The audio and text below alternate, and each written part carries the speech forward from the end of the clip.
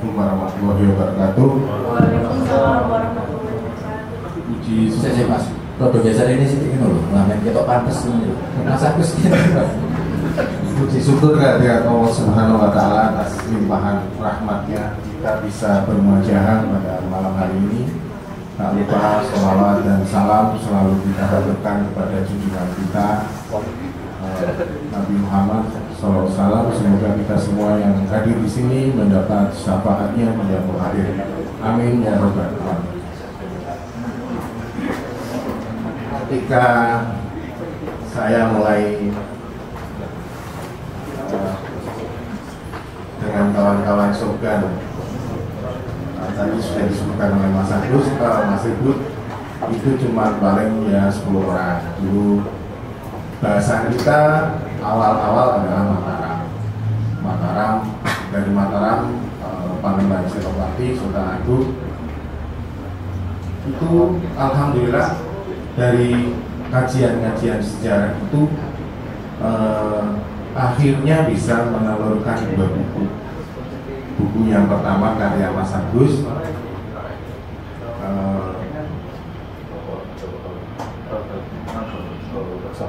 Baurekso, Legenda 3 Kota, dan yang terakhir buku baru dilaunching bulan Agustus,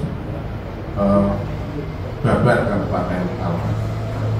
Nah, mudah-mudahan nanti dari sini kita bisa menggali terus dan bisa mendapatkan sebuah literatur yang insya Allah akan berguna kepada anak cucu kita.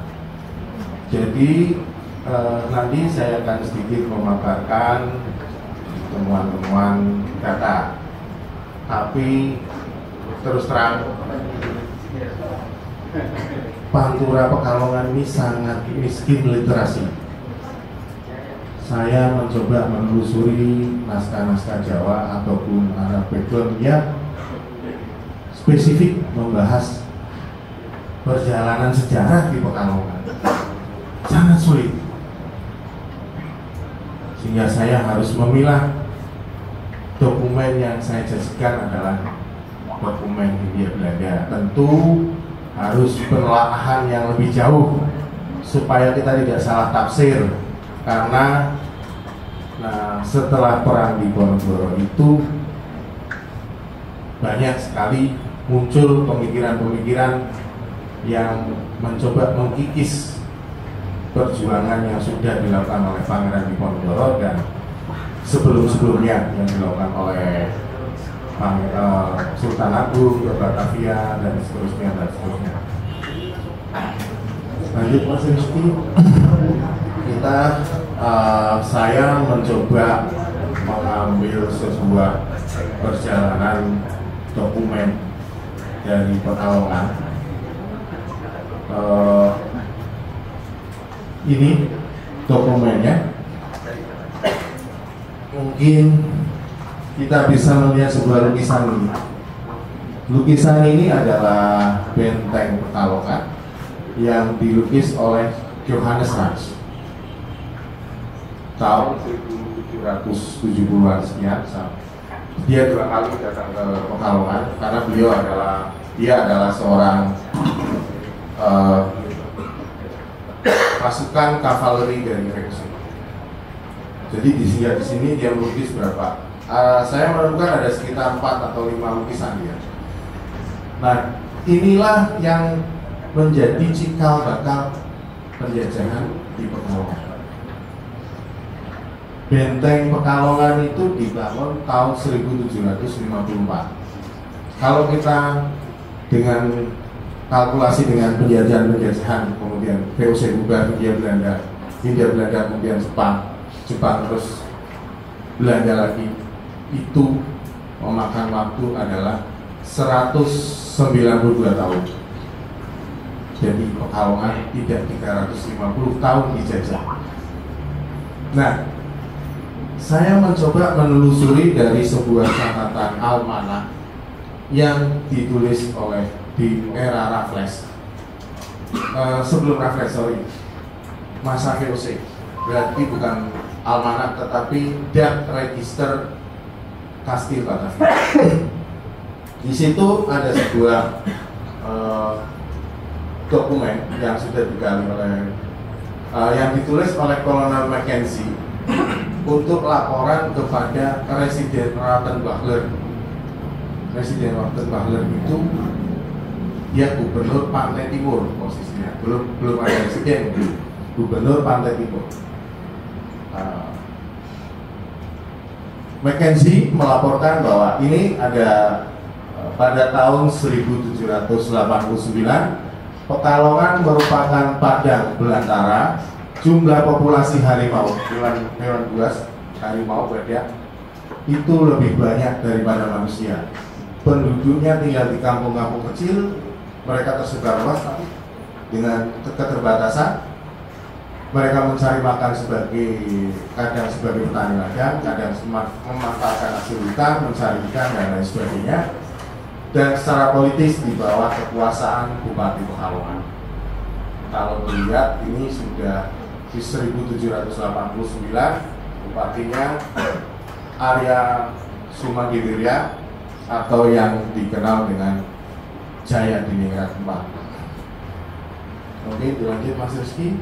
Nah, langsung aja setelah itu langsung Dendles. Nah, ini masih sama. Raden Sumanegara menjabat Rahan Sumanegara maksud saya tadi. Ini Dendles ini datang ke Pekalongan sekitar bulan Agustus tahun 1809. Di Pekalongan ditandai dengan milpal. Milpal yang ada di Cetayu itu dibangun oleh Dendles.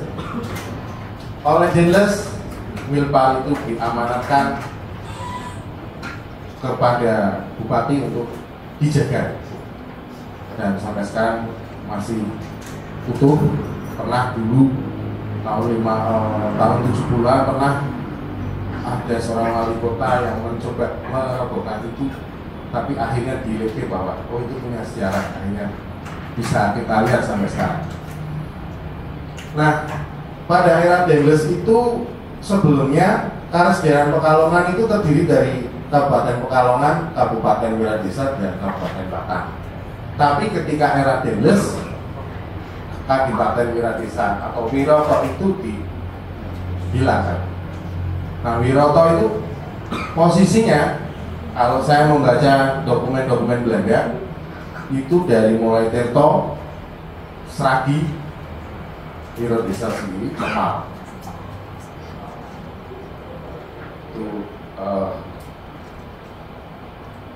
Dan kemudian dihapuskan di era Dendles. Kalau mau lihat siapa bupati pertama itu Suponegoro yang masih keturunan juga bupati Batang.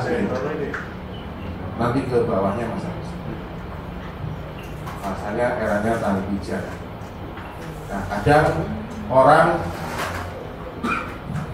karena ketidakpahaman dengan masa yang ada di sejarah, misalnya Tan Wijan dimasakkan sama dengan Baworeso. Ini sangat menyesatkan karena selisihnya sudah 100 tahun lebih. Baworeso wafat ketika penyerangan pertama Mataram ke Batavia 1628 sekitar bulan Oktober. Tan Wijan meninggal bulan Desember tahun 1726. Jadi sudah, kalau masanya Tan Wijan sudah jauh. Yang kedua, saya pernah di Facebook kemarin ada yang tanya ke saya, masa Mas Ki Ageng Sempalo itu katanya laskarnya di Ponorogo. Nah, ini sangat menyesatkan lagi, sangat tidak. Berarti Ki Ageng Sempalo kalau dimasakkan ke Diponegoro, usianya sudah di atas 300 tahun. Mungkin enggak?